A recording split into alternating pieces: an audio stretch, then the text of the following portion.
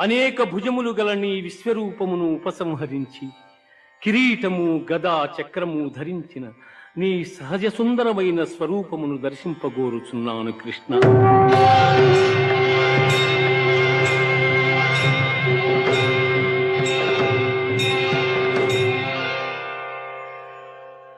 సుదర్శనమిదం రూపం దృష్టవానసి యన్మమ దేవాప్యస్వరూపస్య నిత్యం దర్శనకాంక్షిణః.